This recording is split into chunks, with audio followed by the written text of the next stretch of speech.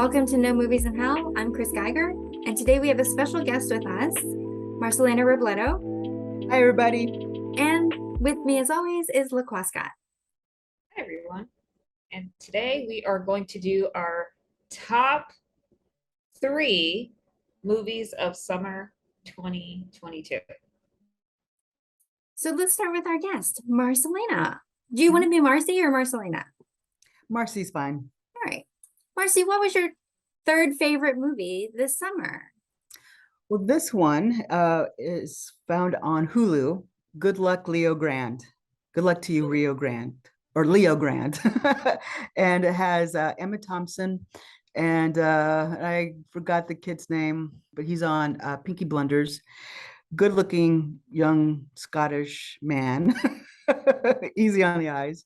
And basically the gist of the film is Emma Thompson plays a middle-aged woman who has lost her husband and has been a teacher and taught in, I believe, Catholic school, or at least a religious school in England, and has just been very repressed sexually. And so now she's kind of exploring her sexuality again post husband's passing. And so she hired Leo Grande, who is a gentleman of service. So it's just a great interplay between the two characters, the generation between Emma Thomas's not quite being Gen X. She's in that Gen X, late Gen X, early or late boomers. So she's in that transitional time period. And then he, of course, is a millennial. And so, yeah, it's just a really great little quiet film, very thought-provoking and very positive, affirming, both genders, not only Emma Thomas's character, but of the gentleman service worker. So that's my number three for the summer. Okay, awesome. Nice. LaQuascott, what about you? I would say for me, it will have to be Mrs. Harris Goes to Paris.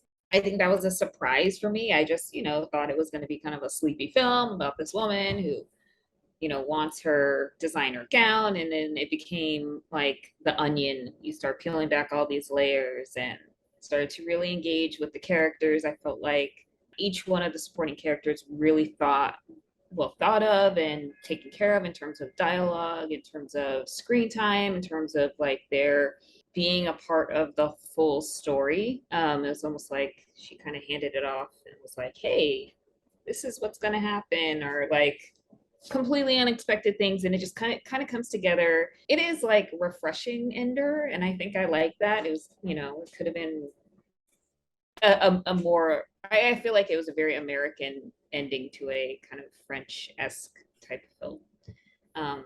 It was delightful. Chris, what about you? What was your number third ranked film?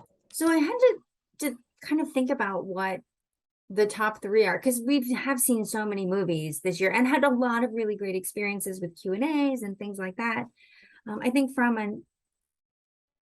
an independent movie perspective, I just saw Sundown. I don't know if that counts as part of summer because it's after Labor Day, but it did come out during summer in New York. I just missed it in the theater then. But it's by the same guy who did another movie that I can't think of right now, but I also saw it, and it was about kind of the clashing of the classes, and it was really great. And it was a quiet movie, but a lot of stuff happens, and Tim Roth is amazing, and Charlotte Gainsbourg picks interesting things, and I think she does a good job in them. But when you're going into a Charlotte Gainsbourg movie, it's going to be a little bit different, something that you probably haven't seen before. So I think Sundown is my number three. Marcy, do you have a number two pick? My number two is Cha Cha Real Smooth. I saw that actually before summer. It was around February, March. I believe it was through virtual, it was either Sundance or South by Southwest. So I think it was March when I saw it, and completely just fell in love with it. And it's about a coming of age story of a young man who is just out of college, and he's trying to find his way through life. not quite hitting the quarter life crisis, but coming really, really close to it.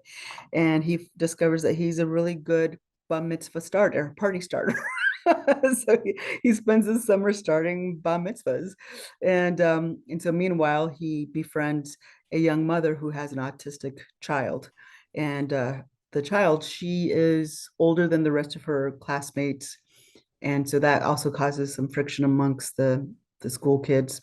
But the story as a whole is just a really sweet coming of age story of not only the young guy who the main actor is Cooper Rafe or Rafe Cooper, Cooper Rafe. He is also the writer director of the film, and Dakota Johnson is his love interest. So he's not only coming of age, but so as she, even though she's about 10 years older, she's getting ready to have a life change. His parents, the relationship with his parents is also really bittersweet. And it's just overall, just a feel good little movie, just out of nowhere. It's now playing on Apple TV, and just highly recommend that one. Awesome. What about you, LaCroix? Yeah, I heard about that. Now I feel like I need to see it. I know, Chris, you were like, oh, I want to see this. So, like, now it's on my list. So my number 2 is Fire of Love, the documentary about volcanologists who explore the world and kind of feel, that they are they're misunderstood in the world amongst people. And they go and hunt volcanoes and get a sense of understanding. And then it becomes a story of them, feeling like they could contribute to society by studying volcanoes and understanding what we could do to prevent major natural disasters. Amazing film. I'm surprised at all the footage. I love all the footage. It's surprising that there's so much film quality that comes from people who are researchers, and how their fear, they were pretty fearless because you're getting so close to something that could potentially, burn. I'm afraid of my oven at 300 degrees. Like, imagine being like 1500 degrees in next to lava and like cooking food. So it's very inspiring. It's great. I really hope that it's on the track of a Oscar season. So yeah. What about you, Chris? What is your number 2? So my number 2 is RRR. Only because it was so extreme. It was, first of all, it's over 3 hours long. So it was an extreme length of time. Everything is so intense. The fight scenes are crazy. The dance scenes are crazy. The friendship over time that these two guys have, that's very intense. Like I've never seen anything like it. And I may not ever see anything like it yet, and that's fine. But it was just so impressive from a production standpoint. These guys are amazing. Like, they're acrobats, truly. And so I have to give them the second slot and as an action movie on so my number 3 was an indie. My number 2 is an action. I don't know if it's really, Sundown is an indie. It's probably pretty well funded based on the cast. But Marcy, what is your number 1? So my final movie is Maverick, purely for nostalgic reasons. And it is a true blue, honest to goodness summer film. It's going to take you on a ride, and that's exactly what it did. It delivered, didn't promise anything more than what it was. And I just had such a fantastic time with it. And I'm not particularly a Tom Cruise fan, but again, going back to the nostalgic factor, I saw Top Gun when I was 14, when I first saw the first one. And so revisiting the characters all these years later, not only they're older, but I'm older too. So it was just a lot of fun to have that parallel continuum with the film. Yeah, I saw it twice. Can't wait until it is free on streaming. So yeah, it's just a really great ride. I loved it. The scene with Val Kilmer to me was worth like price of admission. You couldn't, you Mhm. could get rid of everything else and that would have been Mhm. worth it. Although I do have a couple of issues with it, and if we have time, I'm more than happy to share what those issues are. But other than that, it was a great time. There's no perfect movie, right? Yeah. What about you, LaCroix? What's your number one? My number one. I hope this counts as a summer film. I feel like we had this conversation about because of the different markets, things could come out in different roll out differently. It is my number one is Everything Everywhere All at Once. Absolutely love this film. I need to see it again in the theater, preferably. I think Michelle Yeoh. It's just such a wonderful film about like a woman who, you know, is of a certain age, and I feel like it's almost like the story of being discounted in such a way, and then you're bringing it back, and it's, of this universe or of this time, like a lot of people are unseen, and you can be seen, and you can be understanding, and you can learn, and you can relearn. And I get so much joy out of seeing it for the first time and like remembering lots of things. And so now I can't wait to see it again and just like have all of these feelings and things conjure up again. I never look at everything bagel the same. What about you, Chris? What is your number one movie? So my number one movie is the same as yours, which is I think why we had to discuss like whether or not that would count as a summer movie. Yes.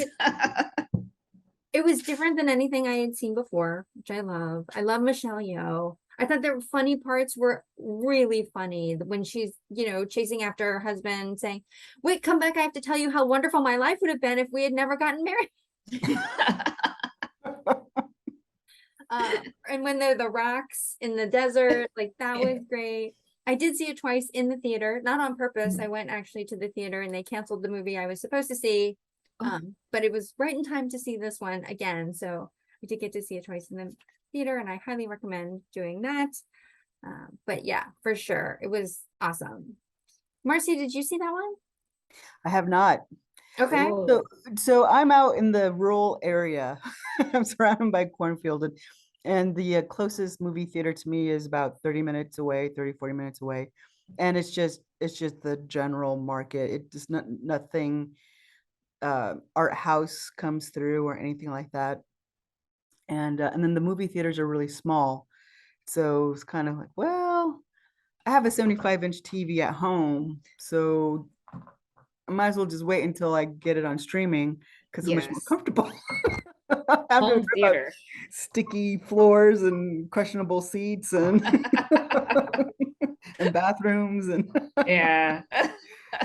so I'm constantly behind the times, but I am surprised it's not available streaming yet because it came out in March. I think it Yeah. is. I just haven't gotten around to it.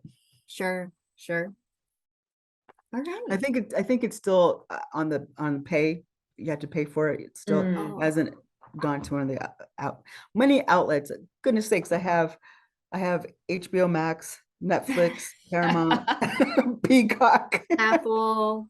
You would think one of these Prime, one of these Right. outlets will carry it at no cost, but whatever.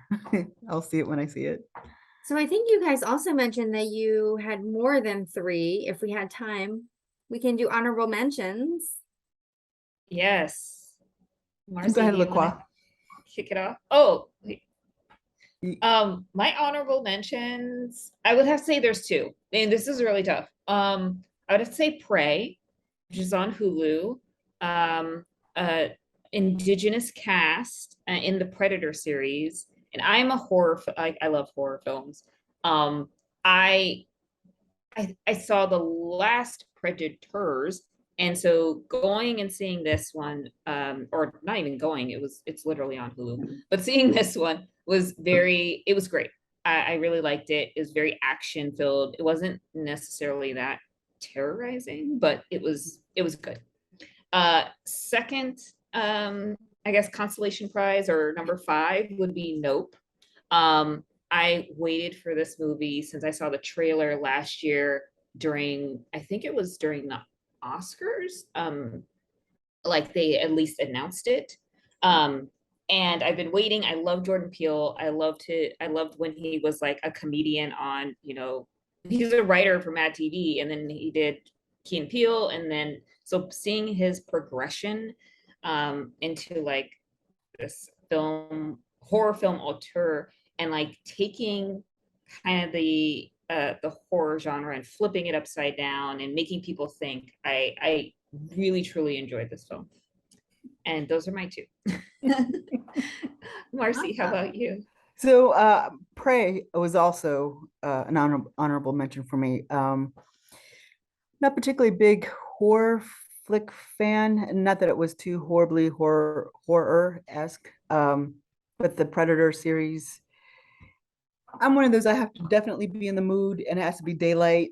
Yes. Preferably with company if I'm going to go see if I'm going to see horror. But this one, I think it was daylight when I saw it. I was folding laundry, but it was really great. It was surprisingly great.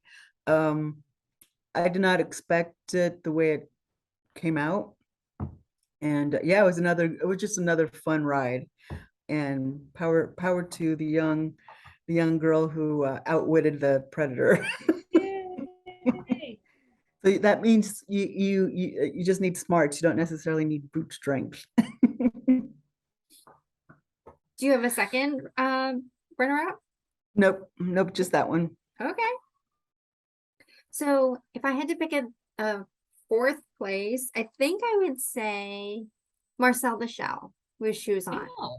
It was cute. When I saw the trailer the first time, I thought I had not ever seen him on YouTube or anything like that. So it was just very cute. Slice of life story. Not a ton of stuff really happens, but it's adorable the whole time. There are very funny parts. They get Leslie Stahl to come in. It's great. It's just a feel-good movie. So I really like that. And then I just saw 3,000 Years of Longing a couple weeks ago, and I thought that was really great, kind of fantastical, but a nice little fairy tale. And the production value was high, the visuals were high, the cast was great. So I think that is my fifth place. If I had to pick a fifth place. Nice. Marcy, do you have anything you would like to plug in this episode?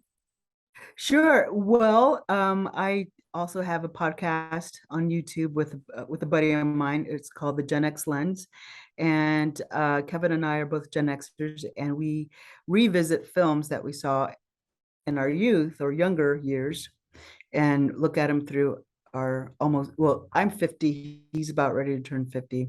So No way. actually I'm 51, I'm getting ready to turn 52, and he's getting ready to turn 50. So we're in that sweet spot of Gen Xers.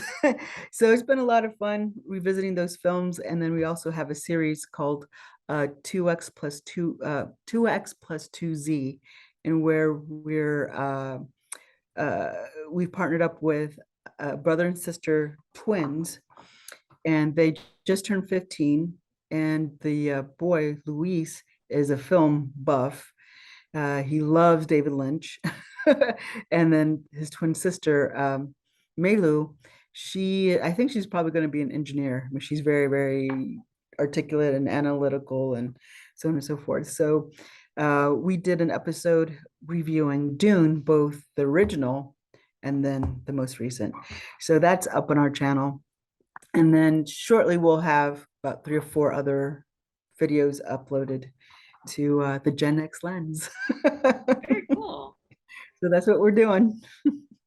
Awesome. Dune, both the older one and this one. So the 1970s one with Sting. 86. Oh, when it 86. came out. Okay. Wow. Mhm. Well, I Yeah, will so definitely have to watch that episode. yeah, it was really interesting to get the kids' perspective. And Kevin, he had not seen the original until we planned this particular episode. Oh. So for him, it was a new experience too. So I'm the one who followed the rules. I saw it back then. Well, I didn't see it back then, so I forced myself to watch it before this June came out, and I definitely had thoughts on the older one. Mm-hmm. Mm-hmm. Laquan, do you have anything to plug for this episode? No, actually, I really don't. I think we have a couple more episodes to film, and then we'll head into the fall season. Um, so yeah, just trying to catch up on all the streaming, um, and get a list going of things for the fall. What about you, Chris? Do you have anything to plug? I don't. So I am on the road right now. So movie watching is challenging because most of them are not in English. But I did find Sundown this past week, so I was able to see that in English. So as I find things, I will definitely try to coordinate so that we can do episodes about them, or I'll just post them on Instagram. All right, everyone. Well, thanks so much for joining us, and we'll see you next time. Thank Bye. you. Everybody. Bye.